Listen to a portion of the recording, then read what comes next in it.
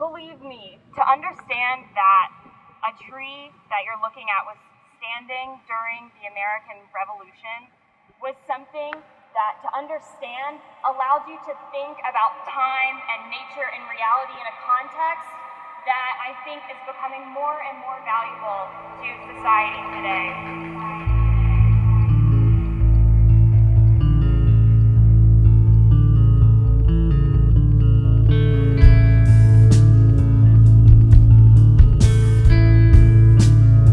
Beyond a shadow of a doubt that this is really a remarkable thing that's left here.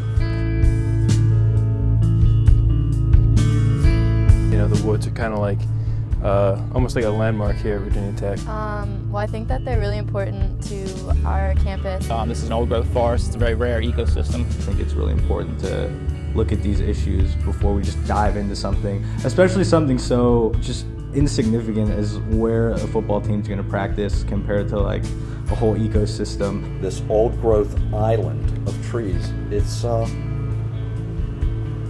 miracle forest.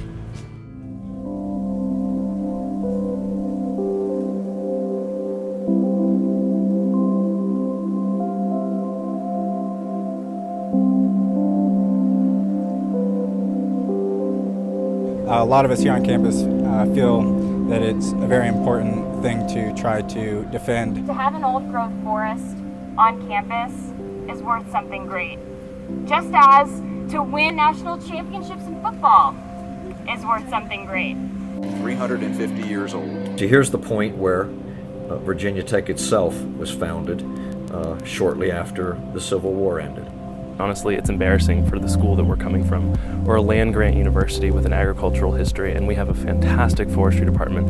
And the fact that we would disrespect them to the point of threatening to cut down part of a forest that is unique to the entire East Coast, that is irreplaceable. I mean, it's irresponsible. We have those that are over 350, so that places these trees well before European settlement. So literally, that wood right there was formed in 1697. But the fact that we see those little tiny birds, what they're doing is they're coming all the way from South America and Central America to feast on the insects that are emerging with the leaves of the trees. And then they'll stay, many of them, all summer long and actually build their nests and rear their young in woods like this. Some people think, well, the birds will just find another place to live. Well, like in Virginia, we're losing 16,000 acres of forest land every year. As hard as it may sound, loss of habitat means loss of life.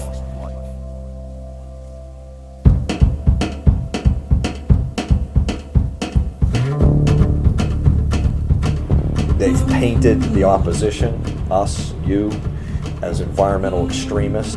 I'm far from that. We came out into these woods and learned about these trees. And I've actually taught in the stadium woods as a teacher's assistant. it was very important for some of the field workshops that we did. This flag here marks the wall of the building. The argument here is obviously to build it elsewhere, not necessarily not to build it. It's great to say, we're, Tree Campus USA, but then you're talking about tearing down an old-growth forest. And then we're going to go and just tear down like a forest. Just want this university to back up its words with action, as opposed to just PR, just good PR. It's in the master plan as protected area. It doesn't make any sense.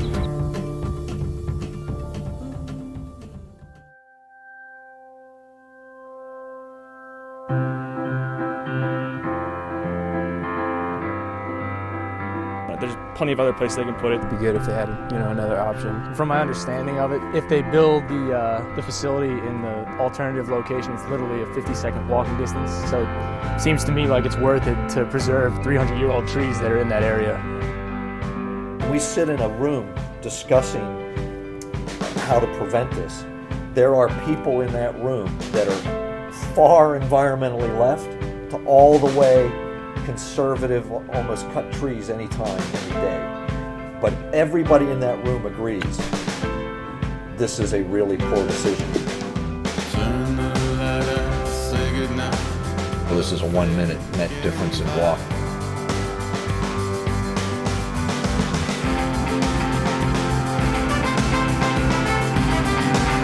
The amazing thing is that there's even a controversy. this is an old growth rare forest. I just don't understand how anybody would be opposed to preserving it.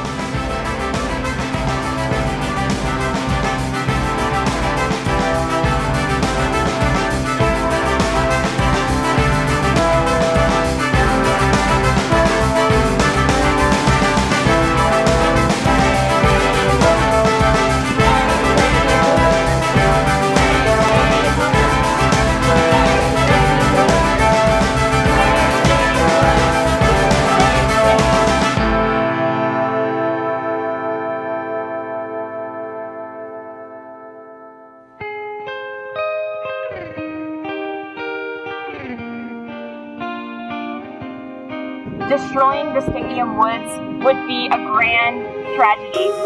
President Seeger, it would have countless environmental, emotional, and physical consequences that should be avoided at all costs. Destroying the stadium woods would be to lose a place where students like me learn, live, and grow into leaders of tomorrow. Really